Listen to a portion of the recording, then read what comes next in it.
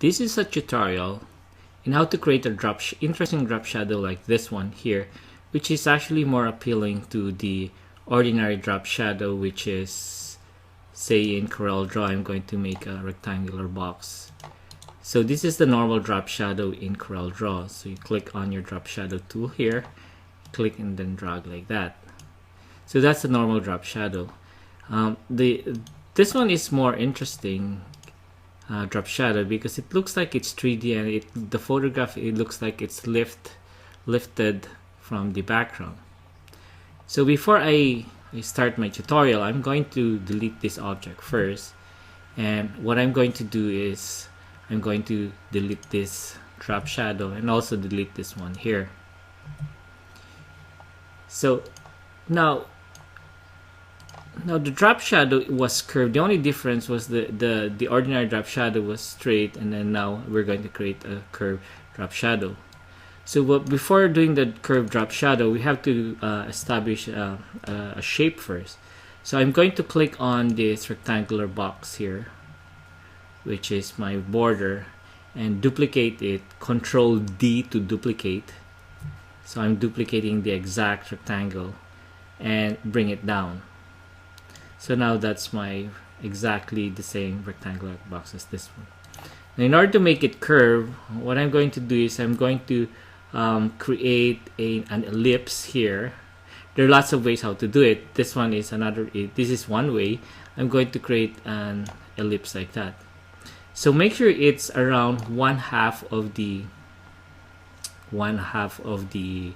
rectangular box, like, you know, as long as it's not like this, it's more of like that.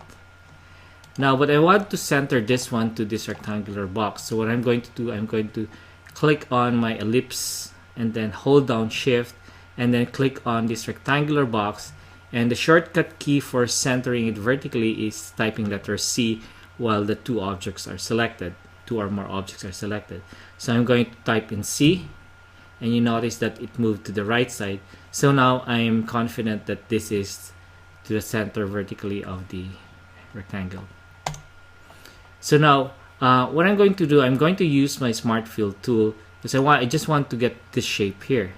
So I click on my Smart Fill tool and click on this one, and I'm going to move this away from the two objects, and now I can delete this object and also this ellipse here. I'm going to move it here.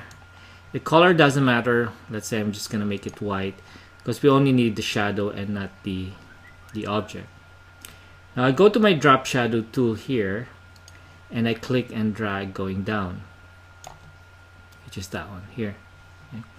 Now what I'm going to do, I'm going to change the feathering of the drop shadow so that the drop shadow is not really scattered. So I click on in my property bar here, instead of 14, I'll try to make it 8, which is that one there. And I also can change the transparency of the drop shadow, which is, if you want less intensity of the drop shadow, you can move this slider to the left like that. Now I'm happy with that one. Now I go to Arrange, and I'm going to break the drop shadow apart, which means to say I'm breaking those two drop shadows. I'm breaking the drop shadow and also the shape which we just created here. So break drop shadow. So now these are two separate objects now. Now we don't want this anymore, so I'm just going to delete that. I'm going to zoom out here, and now I already have the drop shadow. So what I'm going to do, I'm going to bring this there. Okay. But the problem here is that the drop shadow is to the front of the photograph and the rectangular box. So what I'm going to do, I'm going to choose this rectangular box and hold down your Shift key and then click on the photograph. So I've got two objects already selected, and then I'm going to go to Arrange, Order to Front of Page, or the shortcut key is Control plus Home. Okay. Or you can also do Shift Page up here. Okay. So I'm going to use this. So now the photograph and the rectangular box is in the front. So now I can edit this drop shadow here. I can move it like that.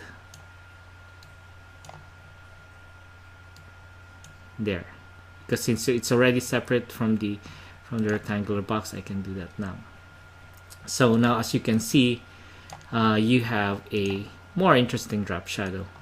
Now, if you want to make it more like the shadow to more intensified or darker, all you can do, you can still edit that by going to your transparency tool here, and you can move this slider to the left to make it darker like that. Okay. So now, let's say I'm happy with that one, that location. Now for this one here, since it's also a rectangular, and then what I'm going to do, I'm just going to duplicate this drop shadow, Control D to duplicate, and move it down, and then go to my other photograph, and I'm just going to attach it so that I can save more time in my artwork or in my graphics, so I don't need to do the steps that I just did. So I'm going to select this object here, the photograph and the rectangular box, and I go to arrange, order to front of page there. So the drop shadow is behind the photograph. So that's more interesting than the normal drop shadow.